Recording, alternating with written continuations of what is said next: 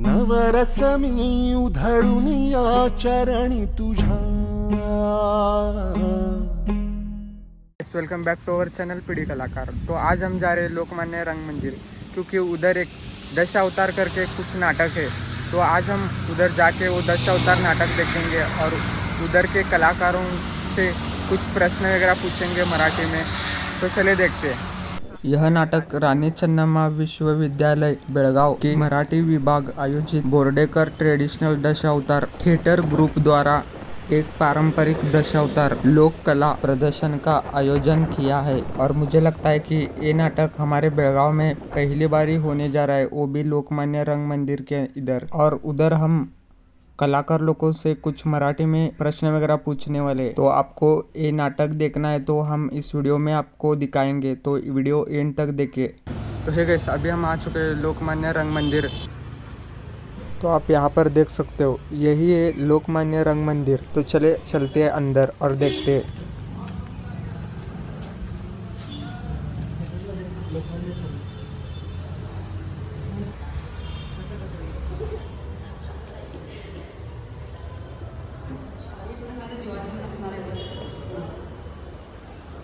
तो है गाइस, अभी हम आ चुके हैं लोकमान्य रंग मंदिर के अंदर और इधर कलाकार लोग तैयारी वगैरह हो रहे, तो चले देखते हैं। तो अभी हम आ चुके हैं लोकमान्य रंग मंदिर के हॉल में। तो अभी हम आ चुके हैं अंदर, तो इधर कलाकार वगैरह सब रेडी हो रहे हैं, तो चले दिखाते हैं। हमें अंदर आते ही दिखे कि वो कलाकार लोग सब मेकअप वगैरह कर रहे थे। और एक खास बात, ये कलाकार लोग अपना मेकअप अपने आप खुद कर रहे थे, जैसे कि आप वीडियो में देख रहे हैं। तो है गाइस, अभी तो हम अंदर आ चुके हैं और इधर कलाकार लोगों से कुछ प्रश्न वगैरह पूछने वाले हैं मराठी में, तो चलिए देखते हैं। तर नमस्कार सर्वांना, आपल्यासोबत आज आहे दिलीप सामंत। आपण आज त्यांच्यासोबत दशावतार या नाटकाबद्दल आणि दशावतार कलेबद्दल जाणून घेणार आहोत। तर यांचा पहिला प्रश्न होता, दशावतार दशावतार कला लोककलेची सुरुवात कशी झाली? दशावतार हे प्रथम कर्नाटकातील परंपरा ही कर्नाटकातील आहे। काय यक्षगण ही म्हणजे दशावतारी। आमच्या महाराष्ट्रातील जे पुरोहित होते म्हणजे ब्राह्मण समाजाचे लोक, त्या ब्राह्मण समाजाच्या लोकांनी हे यक्षगण महाराष्ट्रात नेलं, म्हणजे कोकणात नेलं।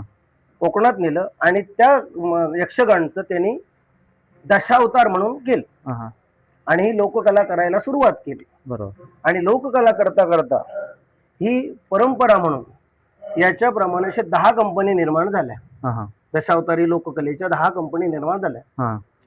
नाईक कंपनी झाली, मामा मुचेमंडकर कंपनी झाली, वालावलकर झाली, पारशेकर झाली, गोरे चनवणकर झाली। या गोरे चनवणकर कंपनीच्या मालकानं हा दशावतार म्हणजे कोकणात नेला।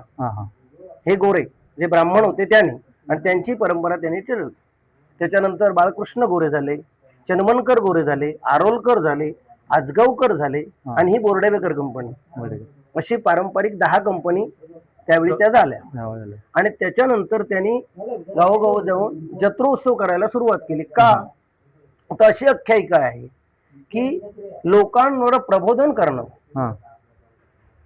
की राम असा होता, कृष्ण असा होता, रावण असा होता, याची एक पुस्तक गोष्ट कथा वाचून, पुराण कथा वाचून ती लोकांपुढे समाजापुढे ठेवणे।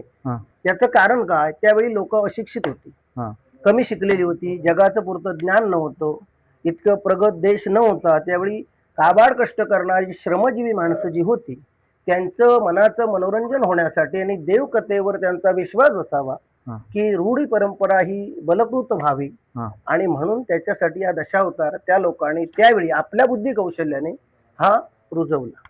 दशावतार नाटकाचे महत्त्व काय आहे? हे दशावतार नाटकाची की परमेश्वरानं म्हणजे वैकुंठीच्या नारायणानं अशी आख्यायिका आहे की त्यानं 10 अवतार घेतले आणि त्या 10 अवतारातील गोष्टी म्हणजे 10 अवतारातील कथा लोकांना वेगवेगळ्या रूपानं दाखवायच्या। म्हणजे असे देवाचे अवतार होते हे दाखवण्याची एक परंपरा त्यांनी चालू केली। हा उद्देश का, तर लोकांवर प्रबोधन पडावं, लोक देव श्रद्धेकडे वळावेत, देवाबद्दल आस्था निर्माण व्हावी, असं त्यांच्या मागचं एक कारण होतं। म्हणजे जे आमच्या वडीलधाऱ्या माणसाने जे सांगितलं ते आम्हाला माहिती। बरोबर, लक्षात आलं का? आता तुमचा प्रश्न आहे की या कलेत तुम्ही कसे आलात? या कलेत मी जो आलो हे माझे वडील होते। बाळकृष्ण गोरे दशावतार, चन्मनकर गोरे दशावतार, पारसेकर दशावतार यात हे कार्यकर्ते म्हणून म्हणजे कलाकार म्हणून ते काम करायचे. आणि त्याच्यानंतर त्यांची पताका ही आम्ही घेतली आणि त्यांच्याप्रमाणे आम्ही वाईट बरं हे चालू केलं. त्याच्यात आम्हाला यश आलं. बरेच कंपनी आम्ही फिरलो, चांगल्या चांगल्या मोठ्या मोठ्या कंपन्या नाईक मोचेमणकर काम केले, मामाकडे काम केला, आजगावकर कंपनीत केला, बाळकृष्ण चन्मनकर कंपनीत काम केले, त्याच्यानंतर बोर्डवेकर केले, गुरुकृपा दशावतार केले. एकूण आजचं कालावधी 36 वर्षे ही सर्व्हिस माझी आहे. चालू 36 वर्ष आहे. 35 पूर्ण झाली, 36वे वर्ष चालू आहे. वयाच्या 16व्या वर्षापासून मी खानोलकर कंपनीत कार्यरत झालो. खानोलकर पारंपरिक दशावतार ही कंपनी जी आहे 10 कंपनीपैकी खानोलकर कंपनी, या खानोलकर कंपनीत मी कार्यरत झालो सुरुवातीला. आणि तिथून सुरुवात केली आणि त्यात यशवंत तेंडुलकर एक सहकार्य मिळाले, माझे वडील दामोदर केशव सामंत यांचं सहकार्य मिळालं, माझे काका भास्कर केशव सामंत यांचं सहकार्य मिळालं, आप्पा दळवी यांचं सहकार्य मिळालं. अशा चांगल्या चांगल्या दिग्गज कलाकारांचं सहकार्य मला मिळालं. आणि त्याच्यानंतर राष्ट्रीय पुरस्कार विजेते असे काही कलाकार आम्हाला मिळाले, त्यांच्याबरोबर सहकार्य करण्याचं कार्य मिळालं आणि त्यातून ही कला आमची वाढत गेली. आता ह्या तुमच्या जे नाट्य तुमची सगळी टीम आहे, ही टीम किती लोकांची आहे? ही 15 लोकांची टीम आहे. 10 कलाकार आहेत, 3 संगीत 7 भले आहेत आणि सहाय्यक आमचे 3 जण आहेत, ड्रायव्हर म्हणा, असे 15 कलाकार आम्ही होतो.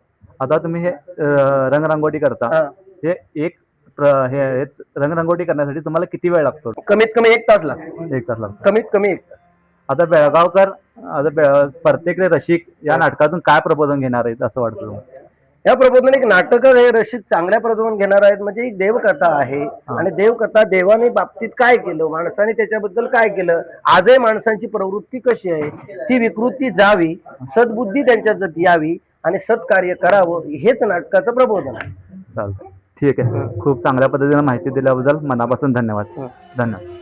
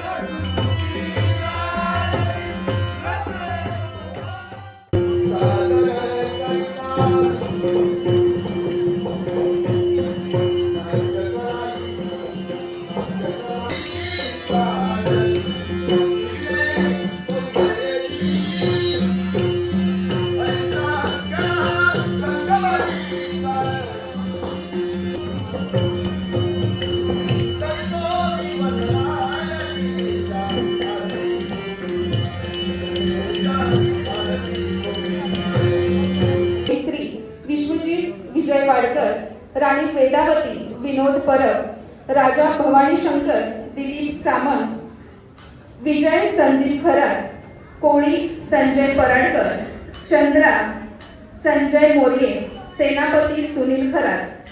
तर संगीत साथ हार्मोनियमवर कांता गावडे, मृदुंगमणी राजू मेस्त्री, ताल रक्षक तेजस राऊत, त्याचबरोबर सहाय्यक मंगेश नाईक, निलेश मांजरेकर, अमित गुळेकर, श्लोक सामंत आणि मंथन खरात.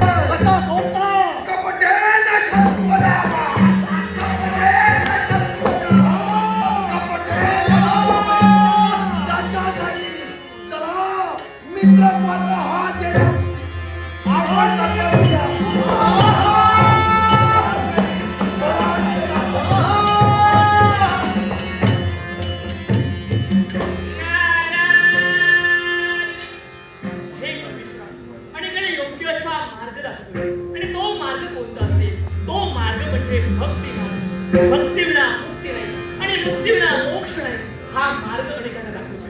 पण देवा, तुझं नामस्मरण केल्याशिवाय माझ्या मनात तुझ्या कृपेचा आशीर्वाद माझ्या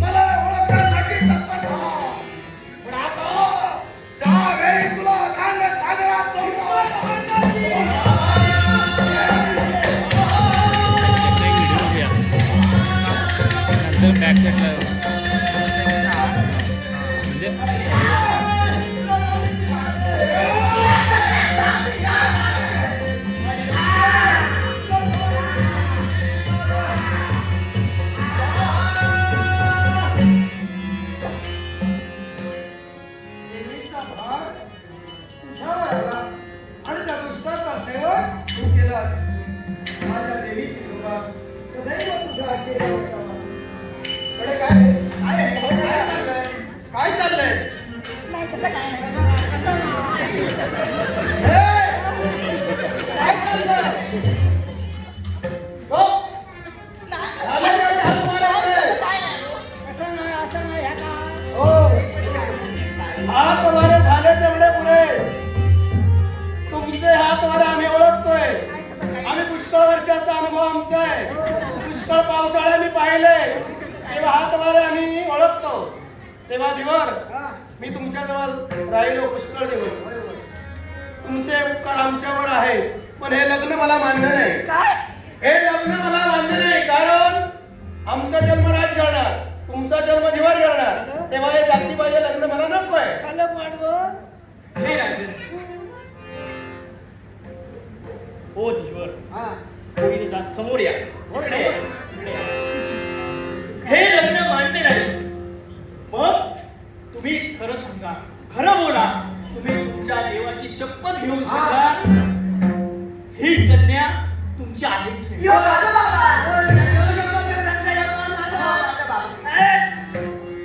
खरं सांगा, खरं बोला. ही कन्या कोणाची? खरं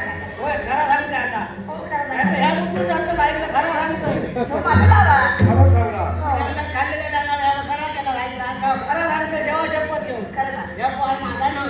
ही कन्या तुमची नाही, म्हणजे कोणाची? मग कुणाची? तुम्ही खरं बोला.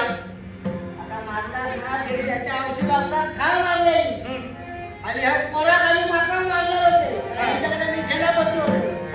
काय केलं ह्या पोरा घेतलं, कोणी समाजात गेलं, कोणी समाजात जाऊन या पोरा नाण्याच्या मोठ्या केलं तुमचा तुम्ही बघून जाऊ माका बघू. म्हणजे ही राजकन्या आहे, तुमची कन्या नाही. ते जन्माचे आईबाप नाही, तुम्ही कर्माचे आईबाप. आता मुलांना कन्यादान बाप करत नाही, तर मुलं सांगतच नाही. तेव्हा कर्माचे का होईना, तुम्ही तिच्या कर्माचे बाप आहात. कन्यादान करा आणि मोकळे व्हा. चला देवाच्या साक्षीने कन्यादान करा.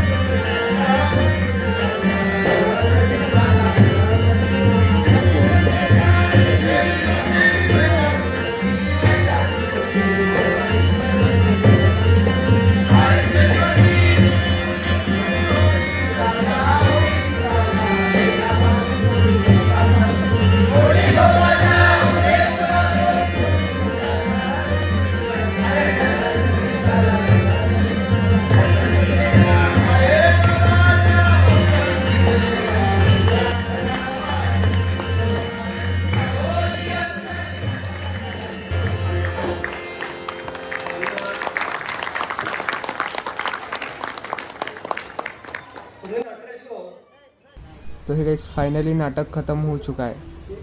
गाइस अभी तो हम नाटक देख के बाहर आ चुके हैं.